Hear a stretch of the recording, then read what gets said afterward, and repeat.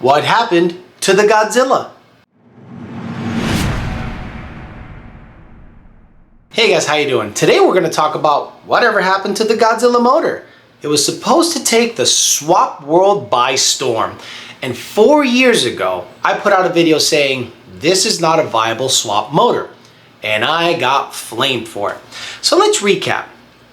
4 years ago, I put out a video talking about why the 7.3 liter Godzilla is not something that's going to be a very popular swap. Yes, people will swap it into their vehicles, but it's not going to take off like the Coyote swap or even the LS swap. A lot of people looked at the 7.3 liter motor and thought it was the second coming of Jesus Christ. He has risen and we are now off to the races and absolutely gap everybody with this new Ford pushrod engine. And I looked at it and I went, well, that's not going to be a viable swap. Why would people think that's a viable swap? So let's talk about it. In that video, I mentioned that this engine was mostly going to end up in fleet vehicles or Super Duty F-250s.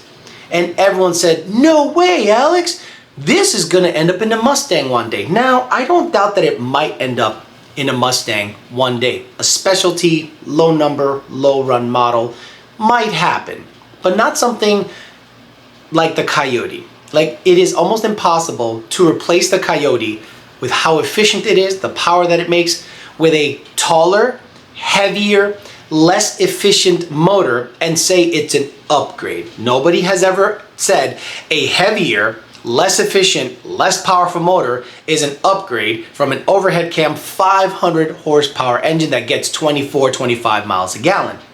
So I said, this is gonna end up in U-Hauls, Penske's, fleet vehicles, motorhomes, Winnebagos, you name it, something that is gas powered and needs torque.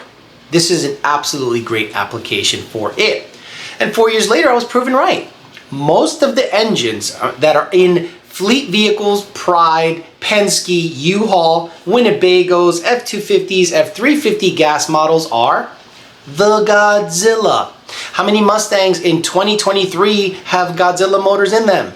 Probably one that you saw in an article somewhere on a magazine where they stuffed it in a GT350 as a test bed.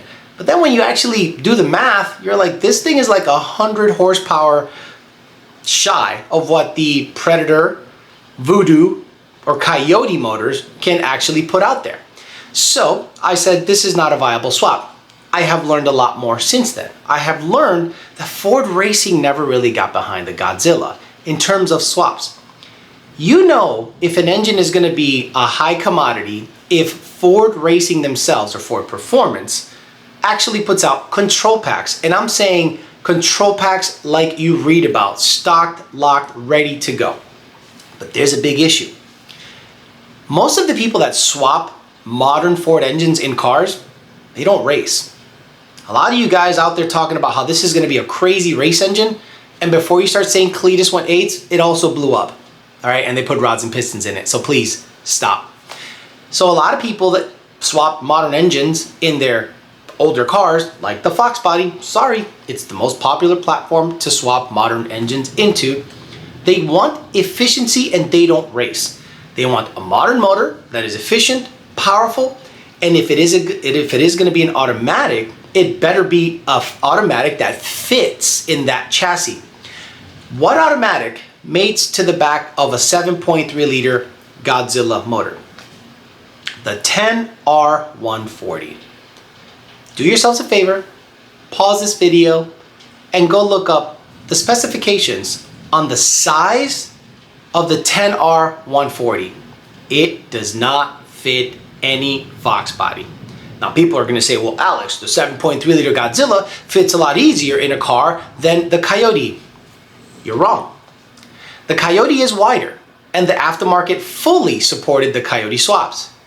The 7.3 liter Godzilla is way taller and heavier than the Coyote.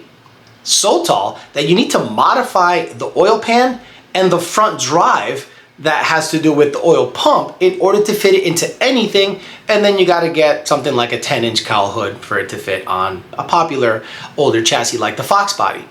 Then the 10R140, you're either going to have to completely cut the trans tunnel or you're gonna have to try to put a turbo 400 or a non-overdrive older transmission in that vehicle, and immediately your options are limited. Most of the people that swap Coyotes and Mustangs don't race. They want a cruiser that gets good gas mileage and makes good power. That's it. That's all they want. That is 80% of the people that swap a modern motor into an older chassis. The other 20% race, and those guys are more likely to put a Coyote with boost in it or an LS. When they look at a 7. See, my brain doesn't even comprehend why anyone would consider a 7.3 liter, and theoretically, it's a big block. Not a traditional big block, but when you look at the size of this thing, the height of this thing, the displacement of this thing, it's essentially a modern big block. And you can't say it's not. Most of the people that swap modern engines, they don't look for a 7.3 liter. Now with modern turbocharging, supercharging, E85 and fuel systems, about the last thing you want is a gas guzzling modern motor in your swap. Most of you want to be able to get 20 miles a gallon, have 6 gears or 10 in an overdrive transmission, and the tuning have to be as vetted as possible. And Ford Racing makes that possible with their control pack. Now, what happens if you want to stick a manual behind a Godzilla? Well, you need to get OBR, whatever that is. You might as well just get Holley.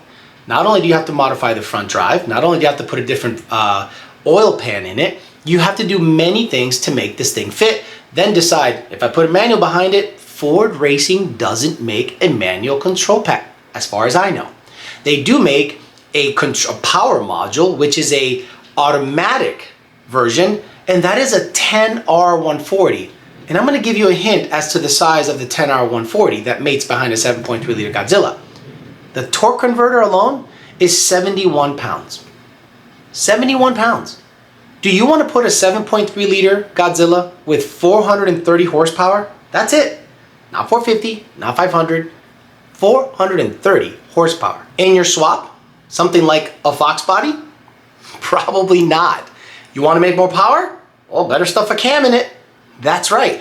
You want to go racing? Well, you better hope that you don't want to make more than 850 or so horsepower. But Alex, I saw an engine dyno. Cool. Show me one of those cars that with no modifications, it made 850, 900 sustained. They didn't. Most of them have engine failures. You probably don't hear about them. Why? Because Ford is giving these engines away and probably telling the shops, and again, I don't have any proof of this, probably telling the shops, if you have a failure, don't make it public. Just let us know, we'll probably give you another one. Because we really need to move these units because we have warehouses full of them. So then after they've been in fleet vehicles, like Pride and Penske and all those box trucks and Winnebagos, you started hearing lifter issues. That's right, the roller on the lifter tends to flatten out and kill the cam along with it. So now people saw that and said, heck, it's 7.3 liter, terrible on fuel, tall as hell, you need some weird software to run it if it's a manual, or a 10R140, so forget Fox bodies, it's got to be in a big body Torino or something, or a old truck like an old F250 or F100. Now it has lifter issues, so now I have to stuff a cam in it. And a lot of you probably going, big deal, you got to stuff a cam in it. That means you don't know the swap customer. Most of the swap customers don't want to do anything. Most of the swap customers see a Mustang run a number and they go, I want that engine in my car. What would that engine do in a 3,100 pound Fox body? Nobody looks at a Winnebago towing side-by-sides or a Winnebago towing a toilet and saying, I would love that engine in my Fox body.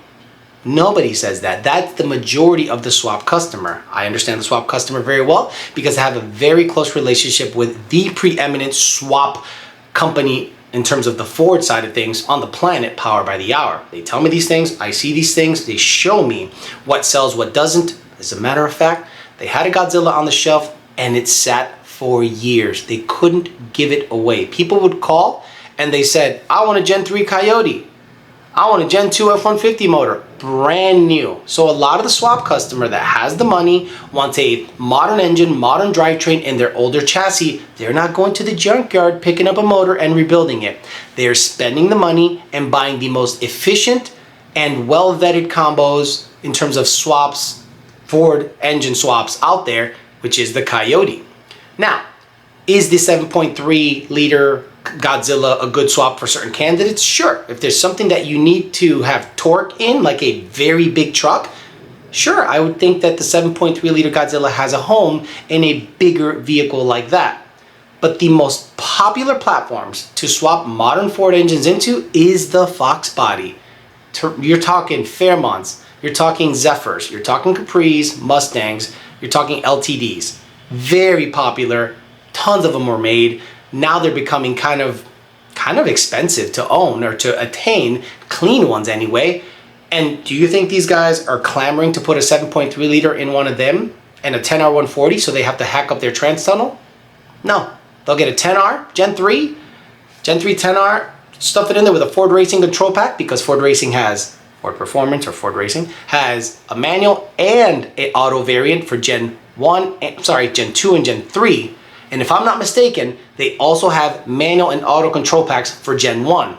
So Ford is actually saying, let's give them control packs for all options. Whereas in my opinion, or as of now, I don't know if there's any manual solution for Ford Racing for a Godzilla. I think you have to go with OBR if you want a manual transmission option or a turbo 400. So 4 years ago, I came out with this video saying that this transmission and engine is not a viable option to swap into the more popular vehicles.